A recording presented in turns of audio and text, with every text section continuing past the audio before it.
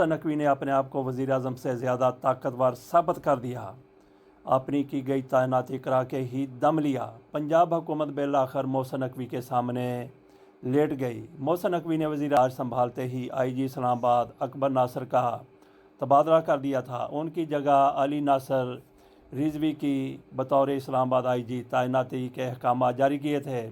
وزیر داخلہ محسن نقوی کے فیصلے کی وزیر اعلیٰ پنجاب مریم نواز شریف صاحبہ کی طرف سے شدید مخالفت کی گئی تھی اور کہا گیا تھا کہ اسٹیبلشمنٹ ڈویژن سے ایسے لوگ لیے جائیں، ہمارے پاس پہلے ہی افسروں کی کمی ہے، لہٰذا علی ناصر رضوی کو کسی بھی قیمت پر کسی بھی صورت میں اسلام آباد کا آئی جی بننے کے لیے ریلیز نہیں کیا جائے گا۔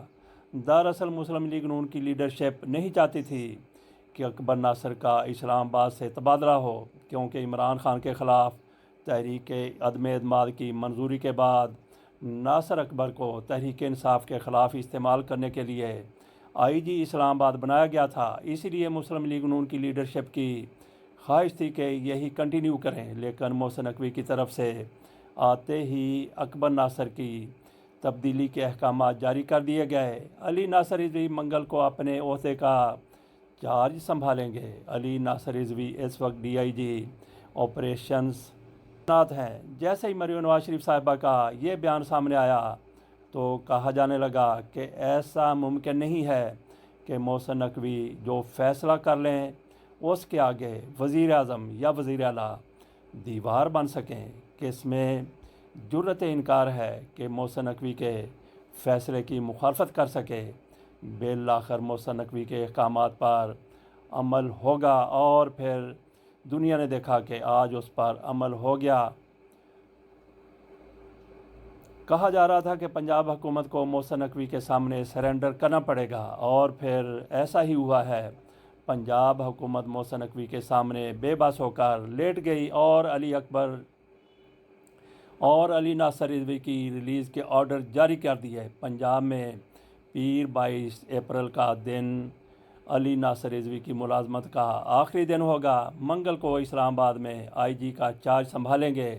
محسن نقوی نے واقعی اپنے آپ کو وزیر اعظم سے بھی زیادہ طاقتور ظاہر اور ثابت کر دیا ہے۔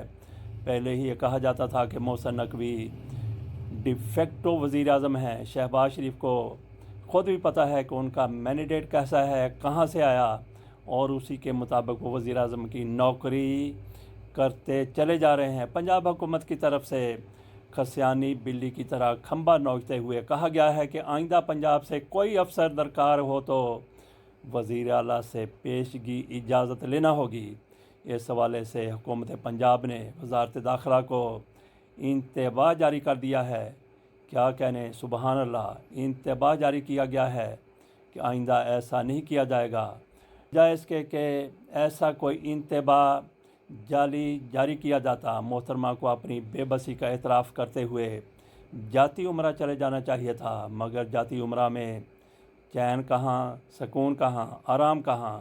اگر ایسا فیصلہ کیا جاتا تو سزائیں جس طرح معاف ہوئی ہیں بحال ہونے میں دیر نہ لگتی۔ بے بسی سے ہی وزیر اعلیٰ تو ہیں، میاں شہباز شریف صاحب وزیر اعظم تو ہیں۔ اس کے ساتھ اجازت دیجیے اور پنجاب حکومت کی، مرکزی حکومت کی، وزیر اعظم کی، وزیر اعلیٰ کی بے بسی ملاحظہ کرتے رہیے۔ اللہ حافظ۔